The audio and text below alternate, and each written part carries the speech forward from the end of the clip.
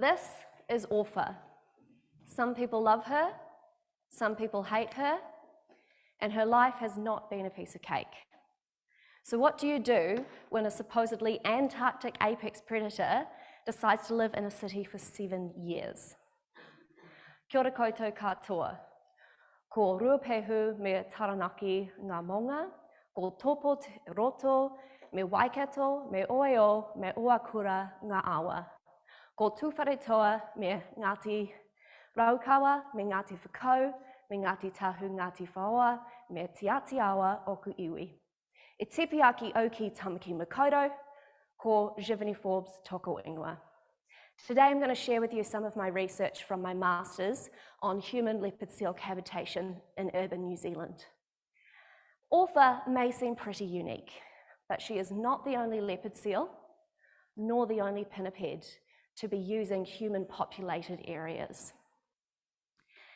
In fact, she may reflect a global increase in human wildlife cohabitation. In fact, and also foreshadow an increase here. When humans and wildlife cohabitate, impacts are often perceived by both people and wildlife, and these need to be addressed to ensure the well-being of all cohabitants. Cohabitation events often occur within a unique context, which is defined by the environment it occurs within, the individual people who are participating in it, and the individual wildlife. And these contextual dimensions will also influence the impacts that are perceived. So for my research, I set out to identify the impacts perceived by people, by author, and also the contextual dimensions that may relate to these perceptions. For my research, I completed 2 studies. The first used surveys of Auckland harbour users to identify their perceived impacts and the human dimensions which may relate to the perception of those impacts. My second study used anecdotes of author's behaviour to give insights into the impacts she might be perceiving, how her behaviour may relate to people's perceived impacts, and how contextual dimensions may relate to all of those impacts. So for my first study surveying Auckland harbour users, I surveyed online, in person at marinas and boat ramps, and also at talks I gave about leopard seals. Over 20 months, I collected 300 responses. My surveys asked participants about their perceived impacts and about 6 human dimension groups which might relate to the perception of those impacts. I used latent content analysis to identify common impact themes across the participants. And then I used binomial logistic regression models to test whether those impacts were related to human dimensions. So I got many different impacts reported to my study that included positive impacts like appreciation and enhancement of the environment, people's knowledge, and also potentially the economy. I modelled the reporting of positive impacts and found that people's attitudes towards leopard seals were significantly related to their reporting. Specifically, I found that people who had a positive change in opinion towards leopard seals after encountering them reported positive impacts more as compared to those who had no encounter, and this was the opposite for people who had a negative change in opinion towards leopard seals after encounter. They were also reported more by people who thought leopard seals were playful and less by people who thought they were aggressive. It was also related to people's consideration of their safety or the well-being of the seal after when they chose a safe distance to be from the seal on land. Lots of negative impacts were also reported to my study, including the threat of harm and also concerns about financial loss, the interruption of activity, and also environmental harm. And some people expressed concern for the seal as well. I modelled the 2 most reported impacts here, with the threat impact showing a significant relationship with people's tolerance and marina use, and also of the control variable source, with those who surveyed online reporting threat more than those who were surveyed in person. Threat was also reported more by those who were unsure about sharing space with a leopard seal or the use of management which might kill the seal. And that was also reported more by people who only used West Haven Marina as compared to those who did not use that marina at all. Financial loss was also significantly related to marina use and that source variable, with people who were interviewed in marinas more likely to reporting it more than those who were surveyed online. And also those who were asked about sharing a marina reported financial loss more than those who were asked about sharing the coastline. And financial loss was reported more by those who use marinas more frequently. So in my second study, I conducted 30 interviews and managed to get 75 accounts of encounters with orpha. When I was interviewing participants, I used a flexible approach so that they could tell their stories freely, but I used a set of questions to guide the interview to make sure I got all the information I needed. And I asked specific questions to make sure I got the information I needed about orpha, and those honed in on what her positioning was, what her movements were like, and how far she was from the people. Each encounter was assigned a response category based on the overall behaviour she displayed throughout the encounter. I also assigned each encounter a scenario, which was based on the location of the seal and the people and the distance between them. So, what did I find out? In many encounters, orpha didn't actually interact with people, and this usually occurred when people were just quietly watching her. And many people actually expressed enjoyment of these encounters. She also often gave an observational response. She also often gave an observational response, and this was usually when people were trying to get past her or making noise near her. People still did enjoy these encounters, but some did note wariness when she was doing things like playing with dinghies. Of course, when she was in the water, it was a little bit different because she would approach people very closely to observe them. But many people still said that they thought she was curious and that they did feel wary, although they did note that she wasn't displaying threatening behaviour. In one case, she did use a communication response. In this case, the reporter noted that he heard a seal barking, and then he saw people hiding on a yacht near her. So his interpretation was that they had startled her, and then they were hiding from her, and unfortunately they were stuck on the seaward end of the pier, unable to get past her. But often orpha would actually avoid confrontation, and this included scenarios where a young man tried to touch her, also when people tried to scare her away from crawling into their unoccupied dinghies, and also when a man approached her when she was resting in the water, and also when rowers turned on their outboard motors when she was following them. In one case, I'm ahead of my slides, here we go. In one case, she did make indirect contact with a person, and in this case, he was standing in his dinghy cleaning his yacht, and he felt the dinghy being bumped from underneath, and then he turned to see her looking at him in the water. So he quickly made his way to the pier, and as he did that, he realised the dinghy was sinking. And he really felt like he was being hunted.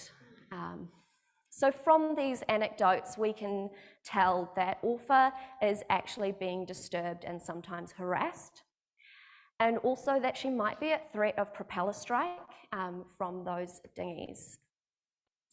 But we also know that her behaviour is relating to the perceptions that people are having of impacts. including positive impacts, which were perceived even when some people felt some wariness or some threat. And also threat was perceived when there wasn't threatening behaviour. We do have records of author having blocked people's access to land, and also people observed her damaging fenders and dinghies. The dinghies were often unoccupied and in the water next to a moored boat. There were no reports to this research of author attempting to attack anyone, and that one occasion where she did make indirect contact with someone in an occupied dinghy was where she usually encountered unoccupied dinghies. So what have we learnt from all of this research, and how can we manage cohabitation in the future? First, monitoring is essential. My research showed that you can gain a lot of important insights into the perceived impacts of cohabitation from monitoring, and this is important to inform effective management.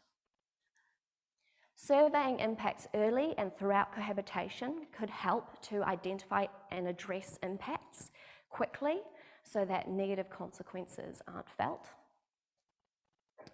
Having a standardised way of collecting anecdotes about animal behaviour could give us important insights into the impacts they may perceive, and also how their behaviour relates to the impacts people perceive.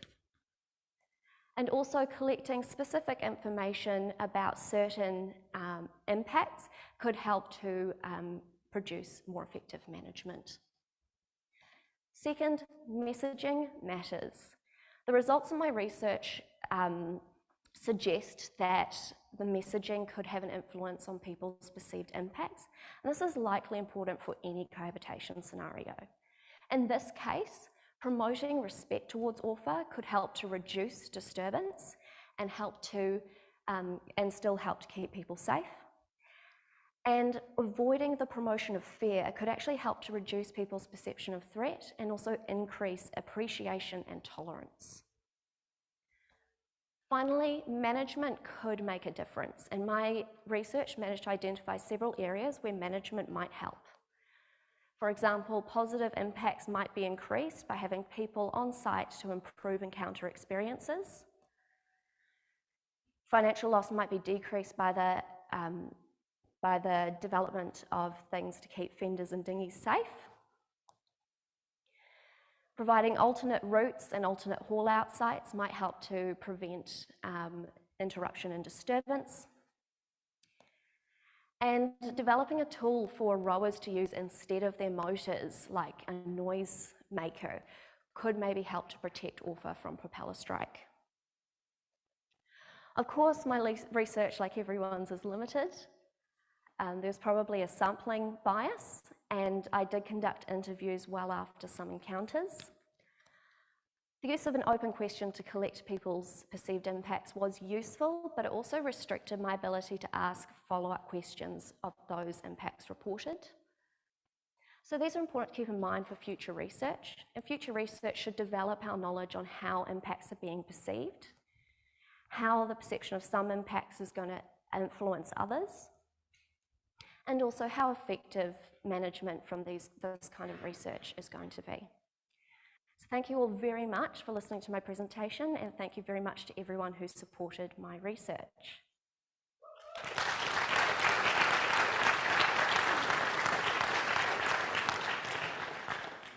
Thank you. We've got time for a couple of questions.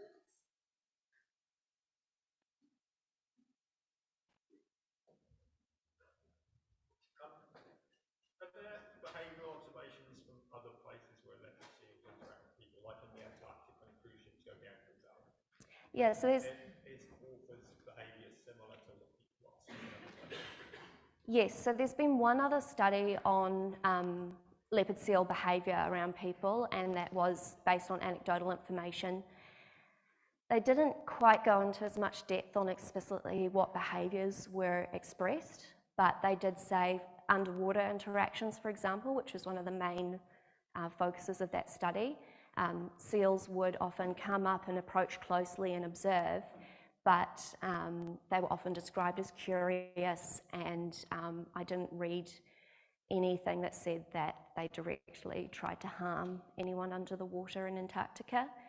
And that study did show that leopard seals, the higher responses were when people were on the ice edge in Antarctica, which, if you use the pontoons in Auckland as a proxy for those, her behaviour was different, because in Antarctica the leopard seals would often launch out of the water and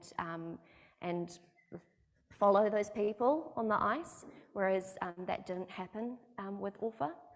But yeah, generally it matches with the pattern of most anecdotes that leopard seals are generally observational, curious even, and yeah, attempts at attacks are extremely rare. Do you have, just last question.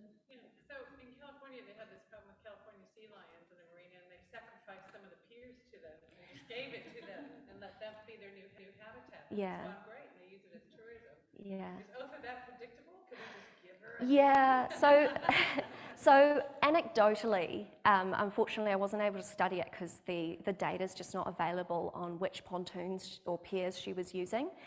But there were spare pontoons in West Haven Marina, which is the marina she used the most, and she would use those, and then those were taken away. She seemed to use more public piers more often, and then when those were put back, I didn't hear again of her using really the public pontoons.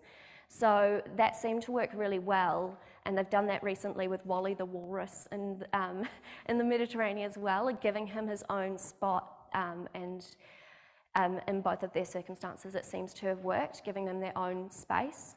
And in terms of dinghies, I am I am interested in whether if we could provide, I think, if I think about it like a dog, you give them a chew toy instead of the couch, and you also make it harder for them to damage the things they're not supposed to. So I think a two-pronged approach on making it harder to get to dinghies and giving us something other than dinghies to replace, to feed that behaviour with something else, might have been a solution.